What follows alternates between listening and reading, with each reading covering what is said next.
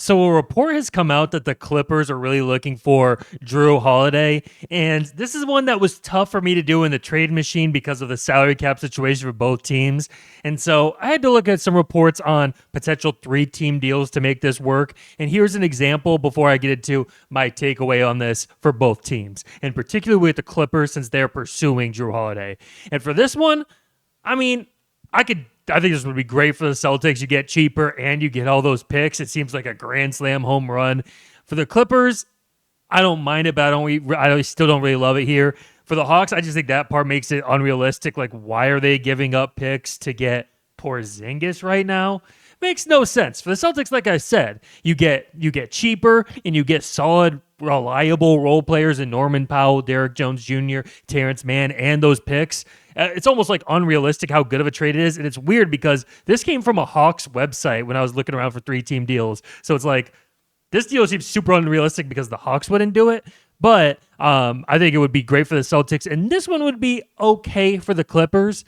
But I will say, for the Clippers, Jrue Holiday at this point, with the deal that he's on, this one's not the worst because you at least get a pick back. But I still don't like it because Jrue Holiday, he's already slowing up. He's already, I don't want to say washed, but I mean, the man averaged 9, 4, and 4 in the playoffs, got cooked by Jalen Brunson, and like even when Jason Tatum went down, he wasn't able to step up. So it wasn't a thing of just like, he didn't have the opportunity because there's too many scores. Porzingis wasn't doing a thing. Tatum went away. They desperately needed him to step up, and he couldn't at all.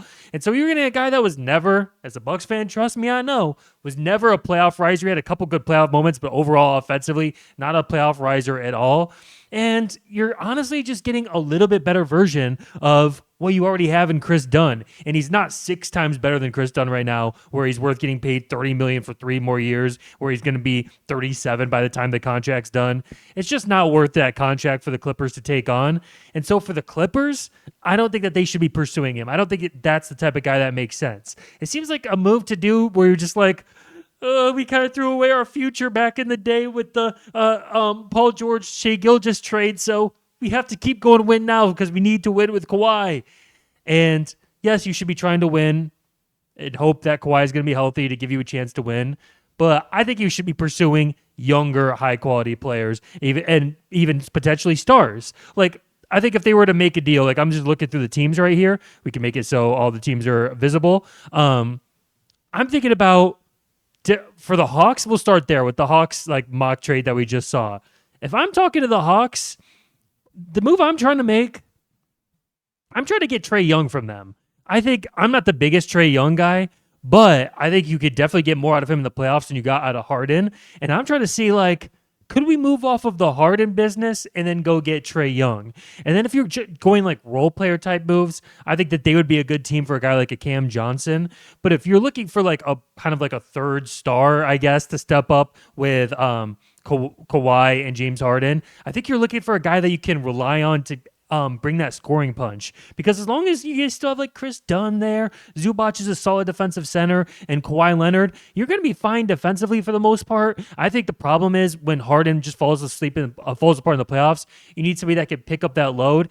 And again, I'm not the biggest RJ Barrett guy, but with what the Raptors have going on, they might be able to move on from him for not much, for like a Norman Powell center deal, move him back there. So I think that would be one that makes more sense. I think you should be looking for players that are in their 20s. So I think like an RJ Barrett for them. I'm not the biggest fan of that one. A Trae Young, a Cam Johnson would be great for them, but he'd be great for pretty much anybody. Going through these teams here, the Kings are selling, but do you really want Levine? I don't think so. DeRozan, I think you're good on that. I don't think DeRozan's something that they really want. Kevin Durant probably just doesn't seem super realistic for them, but I mean, if you could do something like Harden and Norman Powell or Bogdan and a pick or two, yeah, might as well go all in and say, hey, KD and Kawhi, let's see what we can make happen. So I think that there's just a lot of different options out there for them. I know that Kevin Durant doesn't get them younger at all, it gets them older, but Kevin Durant is producing at a much higher level than Jrue Holiday, while Jrue Holiday is still massively paid. So for the Clippers, I mean, if it was a case where you give up Bogdanovich, maybe Derek Jones Jr., and you don't have to give up any picks or anything, I could see it. But even still, just that contract, like especially 2 years from now, that's going to be really rough, and it's really going to pigeonhole you. Where right now you're really flexible as a team and as a franchise. We have a lot of tradable pieces, like I said, with Bogdanovich, Norman Powell, Derek Jones Jr., Chris Dunn, to where like you don't have to be making any type of desperation move this offseason. If a guy that you really want isn't available to you, if you can't get like a Kevin Durant, if you can't get a Cam Johnson at a reasonable price, then just go back in next season and wait till the trade deadline, see if you can make some moves, see what you can make happen, especially with like a Harden type deal, because he's a guy that you don't want in the playoffs,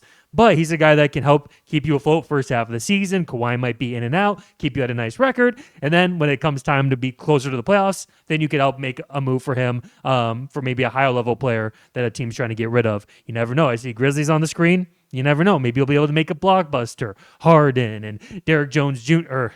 Harden and Bogdan and some picks. I don't know. Maybe you swing Bogdan for some picks, Norman Powell for some picks, and then you do Harden and a bunch of picks for John Morant. I don't know, but I think that you should be looking to remain flexible. Jrue Holiday is like a missing piece type of move, or a move you make for a team where you know you're not going to be luring people and you don't want to give up too much. So, and you have money to spend right now, like you're a young team. So I think Jrue Holiday makes sense for a team like the Pistons that are trying to elevate but aren't trying to go all in quite yet. And I think for a team that is trying to go all in, I just don't think at this stage of his career, Jrue Holiday is a missing piece for a team like the Clippers, especially when you need that offensive punch with Harden slowing up in the big moments. I don't think Jrue Holiday steps up enough to fill that gap. But let me know what you all think. Drop a comment, hit that like, and subscribe.